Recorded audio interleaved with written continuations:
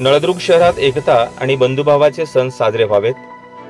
उपविभागीय पोलीस अधिकारी डॉक्टर निलेश देशमुख यांचं प्रतिपादन. नळदुर्ग शहरात गणेश उत्सव आणि ईद ए मिलाद या दोन्ही उत्सवांच्या पार्श्वभूमीवर शांतता कमिटीची महत्त्वपूर्ण बैठक नुकतीच पोलीस ठाणे नळदुर्ग येथे पार पडली. यावेळी तुळजापूर येथील पोलीस उपविभागीय अधिकारी डॉक्टर निलेश देशमुख यांनी नळदुर्गकरांना एकतेचा संदेश देत स्पष्ट सांगितलं की नळदुर्ग हे ऐतिहासिक शहर आहे.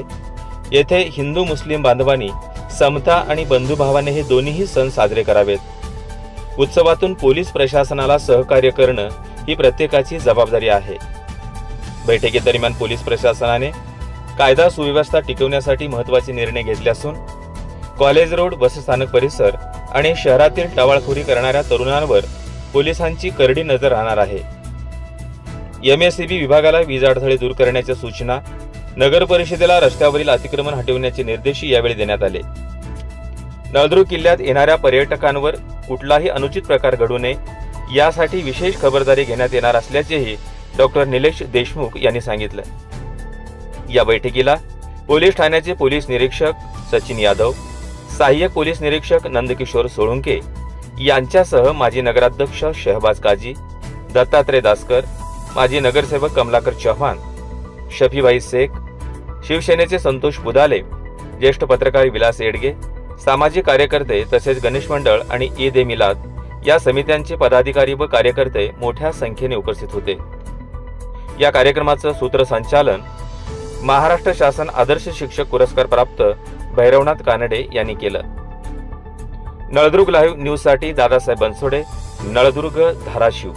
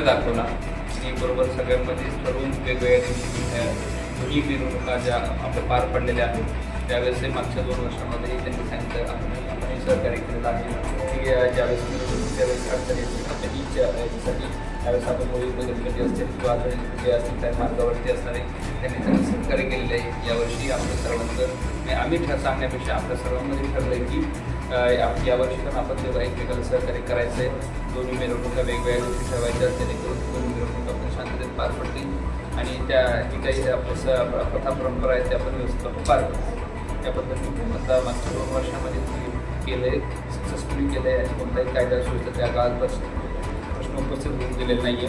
त्याबद्दल मागच्या 2 वर्षासाठी मी तुमचं मनपूर्वक पहिल्यांदा अभिनंदन करतो आणि ॲडव्हान्समध्ये यावर्षी पण तुमचं सर्वांना करतो की यावर्षी पण मला अपेक्षा आहे की यावर्षी पण आपलं जे काय आपण जे गावाने जो निर्णय घेतला आहे त्यानुसार गावामध्ये चालणार आहे आणि बरोबर सगळी काही यावर्षीच्या पण शांततेत पार पडणार आहे.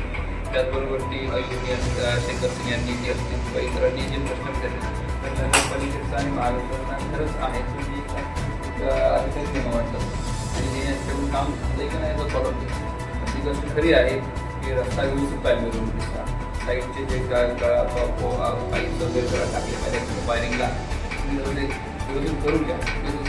हो हो करायचं हे करायचं असं काही करू नका. पण त्यांचे सगळ्यांना बरोबर आहे. यावर्षी ते म्हणते त्याप्रमाणे निवडणूक आहेत त्याच्यामुळं आगोपणा काही करण्याचे लोक काही असू शकतात आणि तुम्ही म्हटले जे म्हटले सगळ्याच कोणत्याही गावं बघितलं तर गावामध्ये 2-4% लोक असे असतात त्यांना न्यूसन्स करायचं असतं. त्याच्याशिवाय त्यांचं दुकान कसं चालणार आहे सगळ्यांना पण माहिती आहे. त्यामुळे काही लोक कसे की समाज म्हणतो समाजात सगळेच लोक विचारपूर्वक वाढणारे प्रगल्भ असे जसं वातावरण असेल तसं प्रकारे थोडंफार भरवलं नसते तर थोडं कमला त्यावेळेस आज बोल घेतला आता आणि काय होतं मी आपली त्यांच्या वाला प्रसंग बरोबर कोणाचं काहीतरी कोणतरी काहीतरी केलेलं नाही तरी प्रत्येक जे आपण बघतो की त्या किंवा 2-3 घटना ह्या वर्षी आपल्या मागच्या वर्षभरात आपल्या इथे घडलेल्या आहेत. काही जिल्ह्याच्या आतमधल्या पण घडलेल्या आहेत किंवा थोडंसं बाहेरच्या चौकामध्ये भांडणं झालेले आहेत. त्याच्यातून म्हणजे विषय तात्कालिक असतात परंतु त्याचा काहीतरी वेगळा सगळ्यांनी आपण बघितलेला आहे. करून मग त्याच्यावर वाढवायचा 2 वर्षापूर्वी तर फार मोठा विषय वाढवायचा प्रकार झाला होता. बरोबर ना. त्याच्यातही आपण तुम्ही सर्वांनी ते वातावरण शांततेत खंडित केलं असतं आणि त्या काही मोठा प्रसंग आपल्याला घडलेला नाही. मागच्या वर्षभरामध्ये छोट्या मोठ्या कुरकुरी झाल्या त्याच्यामुळे काही गुन्हे दाखल झाले त्यांच्यावरती गुन्हे आपण कारवाई करतोय. किल्ल्याच्या संदर्भात आहे तर मी आधी सूचनांसाठी त्याची सूचना बरोबर आहे की मुलींचं जे आपलं कॉलेज आहे एकच कॉलेज आहे आपल्याला त्या ठिकाणी शाळा कॉलेजला जाण्याच्या येण्याच्या वेळ असेल त्या वेळेला भेटली नाही पण स्टँडवरती पण आपल्या घटना होत्या.